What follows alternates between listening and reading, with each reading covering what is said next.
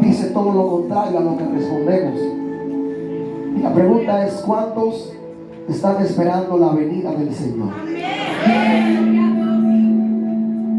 Yo sé que muchos fueron sinceros y no dijeron amén, porque a veces una cosa es decirlo, Alex, y otra cosa es estar presto y preparado, esperando, cuidándose, guardándose de no ofenderlo y velando, porque en cualquier momento Él puede venir.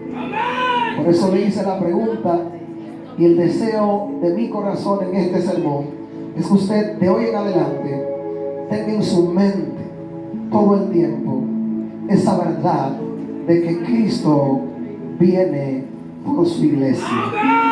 Amén. Amén. Y estos últimos días son un indicador de lo próximo que está la venida del Señor. Yo hablaba con mi esposa sobre las cosas que han pasado, creo que solamente en esta semana, y son dignas de preocupación. ¿Cómo se cree que una madre se cree, escuche bien, que todavía está en una investigación, cómo se cree o se puede ni siquiera pensar que una madre pudo haber decapitado a su propia hija? Es una locura. Cuando usted ve cómo de una u otra forma suceden cosas que parecerían ser impensables hace tiempo atrás, eso le da a usted a entender que algo está a punto de suceder.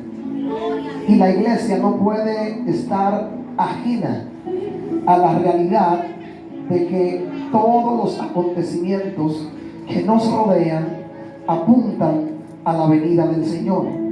Cuando uno se convierte, cuando uno viene a Cristo, por lo general viene por alguna necesidad que el Señor provee. Casi nadie se convierte de que yo me quiero convertir porque yo sé que Cristo viene. No, casi siempre hay una necesidad que nos trae a Él. Quizás alguno vino enfermo y en medio de una sanidad abrazó al Señor. Quizás alguno vino deprimido y en medio del gozo que se siente cuando se recibe a Cristo, pues se quedó aquí sirviendo al Señor. Quizás alguno de nosotros estaba pasando por una crisis económica, vino el Señor, vio a Dios proveerle y de allí se abrazó de Cristo. Pero lo cierto es que esas son como las arras, esas son como las, ¿cómo decirle? No tengo un término, pero es como las cosas que el Señor deja caer para llamar nuestra atención. Al final hay un plan diseñado por Dios, y desde Génesis y hasta Apocalipsis ese plan está descrito, y es el deseo de Dios de habitar y de morar con el hombre, y ese deseo está impreso en todas las escrituras. Si Dios no hubiese querido habitar con el hombre, no crea el cielo, la tierra, y no se pasea en el huerto hasta que el pecado no entra. Si Dios no hubiese querido habitar con el hombre, no desciende en medio de un pueblo llamado Israel, le manda que le levanten casa, primero el tabernáculo, después un templo, después un segundo. Si usted no quiere vivir en un sitio, usted no hace casa. ¿Es así o no es así? Cuando usted hace casa en un lugar, cuando usted compra una vivienda, es porque usted quiere vivir en ese lugar. Y el deseo de Dios siempre se ha expresado de esa forma.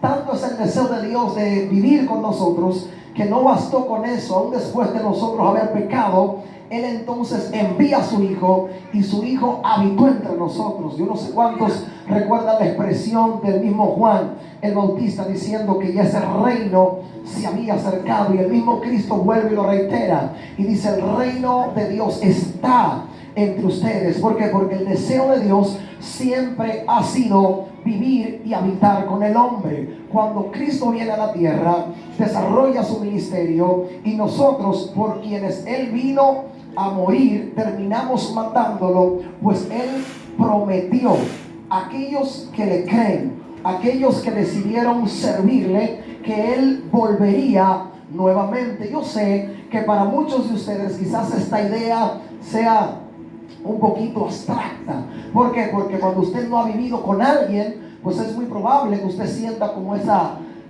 independencia, usted no sienta esa necesidad de usted estar con esa persona. Si usted se cría lejos de un familiar, es muy probable que usted nunca anhele ni añore tener esa persona como debería ser. Sin embargo, en la dinámica de Dios, Dios nos muestra, Dios se nos revela, Dios trata con nosotros, Dios nos muestra su misericordia, su amor, su compañía de una manera muy particular. Y muchos de nosotros pudiéramos describir la manera en la que Dios se acercó a nosotros y nos dimos cuenta que era Él, y no tenemos cómo quizás explicarle a otra persona que fue Dios. Pero en medio de esa experiencia, yo no sé si a usted le ha pasado, pero usted desarrolla esa necesidad de querer más de Dios, de tenerlo más cerca, de buscarlo un poco más. Y si usted no entra en esa dimensión, pues yo le tengo quizás buenas o malas noticias. Y yo soy de los que cree que cuando el creyente se conecta mucho a las cosas terrenales, Dios le tiene que permitir ciertas tormentas y ciertas situaciones. ¿Para qué? Para que usted sepa que en esta tierra usted es peregrino y extranjero. Denle un aplauso al Señor. A su nombre. A su nombre.